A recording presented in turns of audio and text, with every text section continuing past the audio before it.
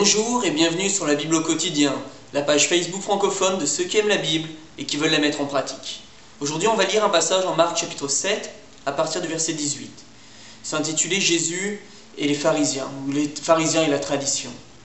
Jésus leur dit: Vous aussi êtes-vous sans intelligence? Ne saisissez-vous pas que rien de ce qui du dehors entre dans l'homme ne peut le rendre impur? Car cela n'entre pas dans son cœur mais dans son ventre, puis est évacué à l'écart. Il déclarait purs tous les aliments. Il disait: Ce qui sort de l'homme, voilà ce qui le rend impur. Car c'est du dedans, c'est du cœur des hommes que sortent les mauvaises pensées. Prostitution, vol, meurtre, adultère, cupidité, méchanceté, ruse, dérèglement, regard envieux, blasphème, orgueil, folie. Toutes ces choses mauvaises sortent du dedans et rendent l'homme impur.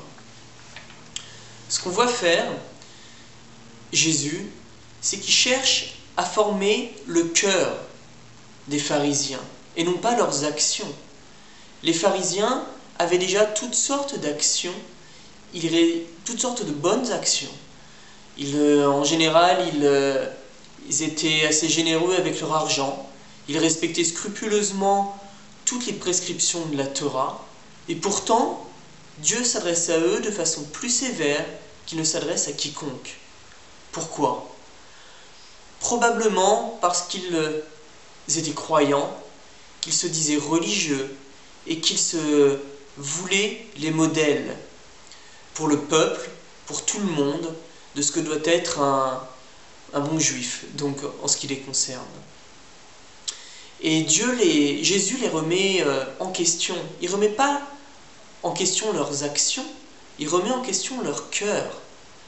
Et en tant que chrétien, on doit faire la même chose, le même examen de conscience. C'est quelle est l'image que je renvoie de Dieu? Suis-je un bon ambassadeur pour Christ? C'est très important. En Ésaïe 52, verset 5, on peut lire: Car le nom de Dieu est à cause de vous blasphémé parmi les païens. Dieu veut façonner notre cœur à l'image de celui de Jésus, car c'est de lui que viennent les sources de la vie. Et c'est lui qui nous poussera à effectuer les œuvres bonnes avec la bonne motivation. Et lorsque j'observe le monde religieux, le monde chrétien, je suis souvent très attristé, parce que je vois beaucoup de religiosité, justement. Et j'ai quelques questions pour nous. Lorsqu'on lit la Bible, est-ce que ça s'applique beaucoup plus facilement aux autres, ou est-ce que ça vous parle beaucoup plus facilement à vous, pour votre propre personne?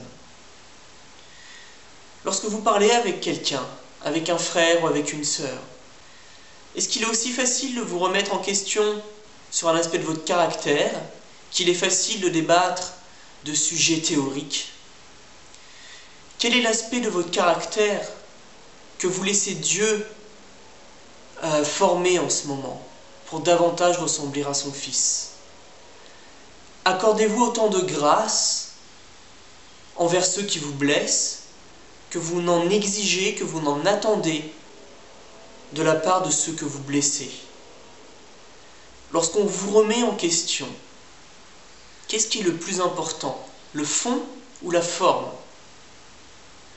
Est-ce que parfois la forme, si elle est mauvaise, est un prétexte pour ne pas écouter le fond?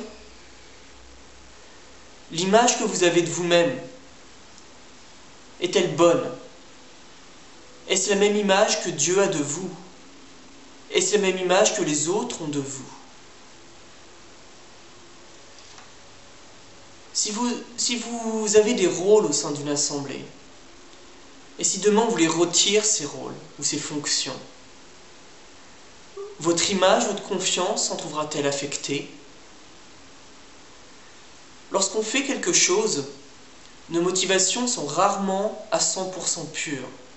Souvent on a de bonnes et de mauvaises motivations. Mais il faut s'interroger sur quelles sont nos motivations principales. Quelle est votre motivation principale pour servir au sein d'une assemblée, pour servir Dieu? Est-ce que justement c'est servir Dieu, servir ses enfants d'abord? Ou est-ce que c'est vous servir vous-même pour contrôler les choses, pour en retirer quelques avantages, par orgueil, pour en tirer une certaine gloire? J'en sais rien. À vous de voir.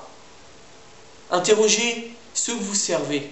Ils sauront vous dire ce qu'ils voient, ce qu'ils observent. Bon, ces quelques interrogations sont suffisantes pour aujourd'hui, je crois, amplement suffisantes. Méditez dessus, posez-vous la question. Laissez Dieu parler à votre cœur, même si cela fait mal sur le moment. Et n'oublions pas que c'est comme des fils que Dieu nous corrige pour notre véritable intérêt. Hébreux 12. Je vous souhaite une excellente journée et je vous dis à très bientôt.